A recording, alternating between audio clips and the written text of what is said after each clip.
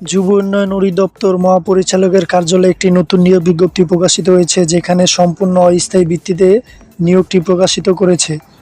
পদের নাম অফিস সহায়ক, পদ সংখ্যা ১০৩টি। এখানে বেতন স্কেল ২০তম গ্রেডের ৮,২৫০ থেকে ২০,০১০ টাকা। এটা আপনি এসএসসি পাশে আবেদন করতে পারবেন। যারা যুব উন্নয়ন অধিদপ্তর ৯/১১/২০২০ তারিখে স্মারক অনুযায়ী আবেদন করেছেন, এই পদে আবেদনকারীদের এই বিজ্ঞপ্তি অনুযায়ী পুনরায় আবেদন করার প্রয়োজন নেই।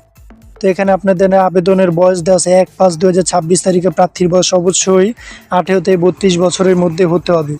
তো এখানে আরও কিছু বিধি মোতাবেক অনেক কিছু দেওয়া আছে, যেখানে বলা আছে চাকরির জন্য আবেদন আগামী ২/৪/২০২৬ তারিখ সকাল ১০ ঘটিকা হতে ১/৫/২০২৫ তারিখ বিকাল ৫ ঘটিকা পর্যন্ত অনলাইনে আবেদন দাখিল করতে হবে। তো এখানে আপনাদের যে সকল কাগজপত্র প্রয়োজন সেগুলো দেওয়া আছে, ভালোভাবে সার্কুলারটি দেখে কাগজপত্র সাথে নেবেন। অবশ্যই অনলাইনের মাধ্যমে আবেদন করতে হবে এবং আবেদনের লিঙ্কটি এখানে দেওয়া আছে dyd.teletalk.com.bd ওয়েবসাইটের মাধ্যমে আবেদনটি করবেন।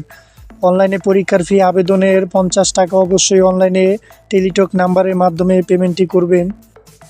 অবশ্যই অনলাইনে আবেদন করতে হবে এবং আবেদনের জমাদানের শেষ তারিখ ১/৫/২০২৬ বিকাল ৫ ঘটিকা ৭২ ঘন্টার মধ্যে SMS এর মাধ্যমে পেমেন্টটি সম্পূর্ণ করবেন, নয়তো আবেদনটি বাতিল করে দেওয়া হবে।